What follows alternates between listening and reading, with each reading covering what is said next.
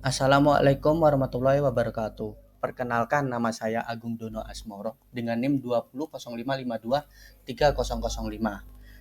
Baiklah, di sini saya akan mereview jurnal untuk tugas nilai akhir mata kuliah komunikasi dan presentasi yang dibimbing oleh Ibu Ajeng Aquina.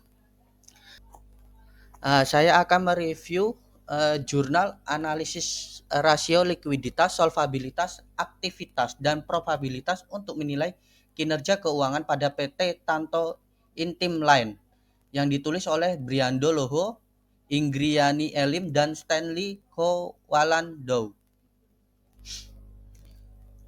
Uh, Pendahuluan analisis laporan keuangan. Hmm, uh, Perusahaan merupakan cara salah satu cara atau metode yang tepat untuk dilakukan menilai hasil apa saja yang telah dicapai atau akan dicapai suatu perusahaan pada masa lalu, masa sekarang, dan masa depan. Hal ini dikarenakan laporan keuangan merupakan catatan penting yang memberikan informasi mengenai keadaan suatu perusahaan saat ini dan apa yang dapat dicapai. Laporan keuangan merupakan alat sejarah atau hanya memberikan informasi tentang apa yang telah terjadi sehingga menimbulkan kesenjangan informasi.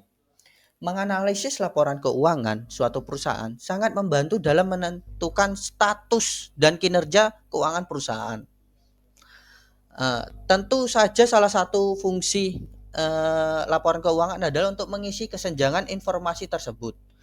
Menganalisis laporan keuangan kembali uh, informasi dalam bentuk laporan keuangan untuk memahami situasi keuangan yang dapat membantu pengambilan keputusan, menentukan kebijakan apa yang harus diterapkan di perusahaan. Salah satu cara untuk mengetahui kesehatan laporan keuangan adalah dengan melakukan analisis rasio keuangan.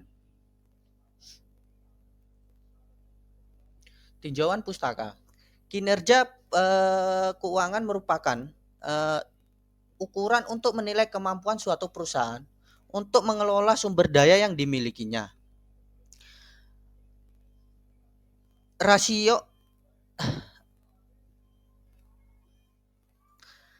pengertian ini dapat kita simpulkan bahwa kinerja keuangan merupakan kemampuan suatu perusahaan dalam memanfaatkan sumber daya yang dimilikinya untuk mencapai tujuan perusahaan. Rasio keuangan adalah proses membandingkan angka laporan keuangan dengan cara membagi angka yang satu dengan angka yang lain. Dapat melakukan perbandingan antara komponen dengan komponen lain, komponen laporan keuangan, atau antara komponen laporan keuangan. Dalam hal ini, angka-angka yang dibandingkan dapat berada dari satu periode atau beberapa periode. Dari definisi tersebut dapat kita simpulkan bahwa rasio keuangan adalah suatu proses yang menggambarkan hubungan antara neraca dan laporan laba rugi guna memberikan informasi yang lengkap dan akurat kepada suatu perusahaan. Analisis laporan keuangan yang digunakan dalam penelitian tersebut ialah sebagai berikut. Menggunakan rasio likuiditas, rasio solvabilitas, rasio aktivitas, dan rasio profitabilitas. Metode. Jenis penelitian yang digunakan dalam penelitian ini adalah deskriptif kuantitatif. Kajian filosofi berguna untuk menyelidiki situasi ilmiah. Metode analisis yang digunakan adalah metode analisis horizontal.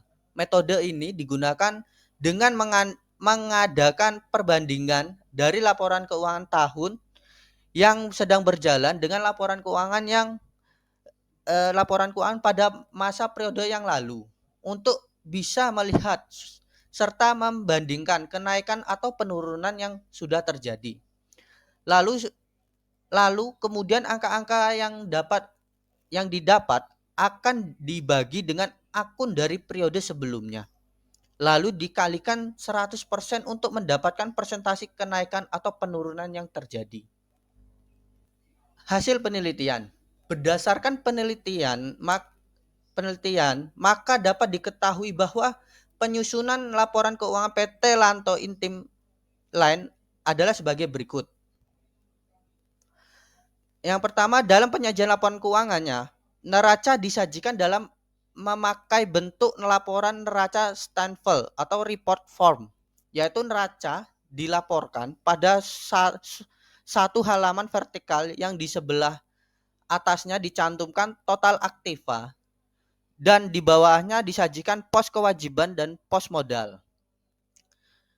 Yang kedua, dalam penyajian laporan keuangan, khususnya laporan laba rugi, menggunakan bentuk laporan normal operation income, yaitu laporan laba rugi.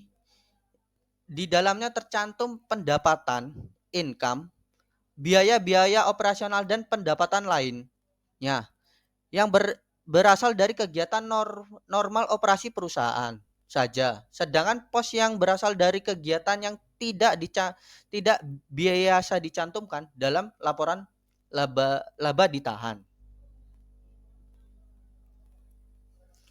Kesimpulan.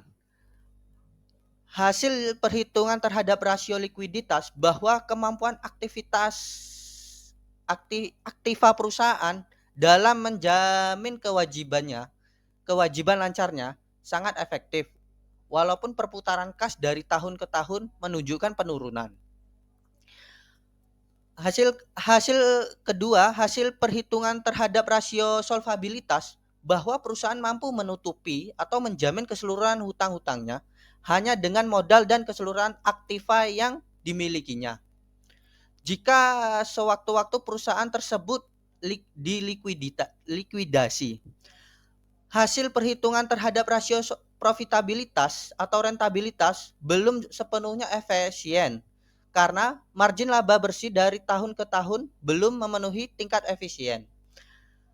Hasil perhitungan terhadap rasio aktivitas didapati bahwa kemampuan perusahaan dalam mengelola aktiva tersebut belum efisien, sedangkan rasio-rasio yang lainnya menunjukkan tingkat efisien yang baik. Sekian presentasi dari saya ucapkan terima kasih. Assalamualaikum warahmatullahi wabarakatuh.